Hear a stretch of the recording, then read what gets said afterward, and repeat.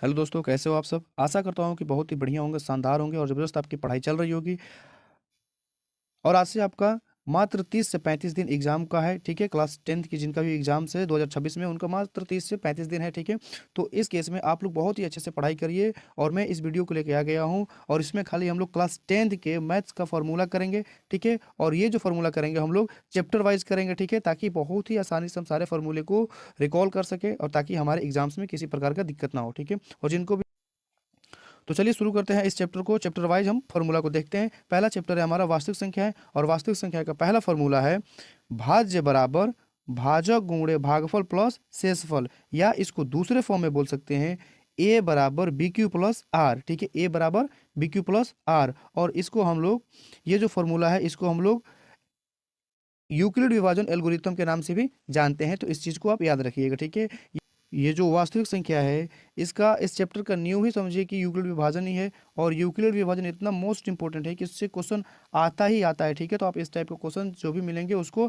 अच्छे से तैयार कर लेना। ठीक है, अब आइए दूसरे फॉर्मूले पर चलते हैं। दूसरा फॉर्मूला है हमारा भाजक बराबर भाज्य माइनस शेषफल बट्टा भागफल। ठीक है, इस भाजक बराबर भाज्य माइनस शेषफल बट्टा भागफल। और तीसरा फॉर्मूला देखिए, भागफल बराबर भाज्य माइनस शेषफल बट्टा भाजक। ठीक, चौथा फॉर्मूला है शेषफल बराबर भाज्य माइनस भाजक गुणे भागफल। ठीक है, अब आइए हम पांचवें फॉर्मूला पर चलते हैं।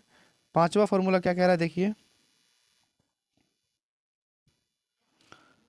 पांचवा फॉर्मूला ए बराबर बी क्यू प्लस आर, जहाँ Q is not equal zero हो। ये ध्यान रखिएगा, जहाँ यहाँ पे जो हमारा ये क्यू है ये नॉट इक्वल क्या हो, जीरो हो। ठीक है, अब आइए छठा फॉर्मूला, और ये बहुत ही मोस्ट इंपॉर्टेंट है। ठीक है, दो संख्याओं का गुणनफल, ठीक है, दो संख्याओं का गुणनफल बराबर उनका मौसा यानी कि एचसीएफ और गुणे लॉस यानी कि एलसीएम। इसको आप ऐसे याद करिएगा, दो संख्याओं का गुणनफल और उनका यानी कि उन दोनों का एचसीएफ गुणा एचसीएफ गुणे एल सी एम। ठीक है, यहाँ पे सातवां फॉर्मूला क्या है, ए इंटू बी बराबर H C F into L C M. Okay, ये 6 और 7 दोनों सेम ही है, बस ये हिंदी में है और ये इंग्लिश में। ठीक है, लेकिन क्वेश्चन दोनों तरह से एराइज करते हैं फॉर्मूले के। ठीक है, अब आइए हम नेक्स्ट फॉर्मूला पे चलते हैं और ये फॉर्मूला कुछ इस प्रकार का है। देखिए 7 नंबर क्वेश्चन हो गया, अब 8 नंबर क्वेश्चन देखिए।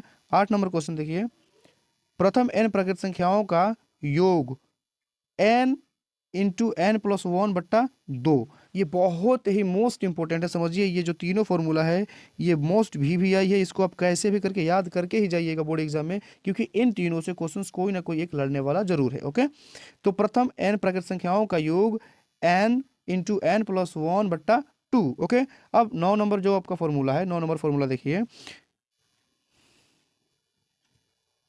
9 नंबर फॉर्मूला देखिए, प्रथम n सम संख्याओं का योग n into n plus one. ठीक है, प्रथम n सम संख्याओं का योग n into n plus one. इस चीज़ को आप अच्छे से याद कर लेना। ठीक है, 2 बार 3 बार वीडियो को रिवर्स करके 2x स्पीड में करके अच्छे से करके देखो इसको, ताकि आपके दिमाग में बैठ जाए अच्छे से। ठीक है, अब 10वां फॉर्मूला है इसका, प्रथम n विषम संख्याओं का योग, प्रथम n विषम संख्याओं का योग क्या होगा, तो n स्क्वायर होगा। क्या होगा बाबू, एन स्क्वायर होगा। आप कैसे भी करके इन 3 फॉर्मूले को इतने अच्छे से देखो और इतने अच्छे से याद करो, ताकि बिहार बोर्ड में कोई एक क्वेश्चन है उसको टिक कर दो, इसमें से आएगा ही आएगा। ठीक है, और ये हमारे यहाँ पे चैप्टर 1 का फॉर्मूला समाप्त हुआ। अब हम चलते हैं चैप्टर नंबर 2 पर। ठीक है, और ये चैप्टर 1 में 10 फॉर्मूला रहे, अब चैप्टर नंबर 2 पे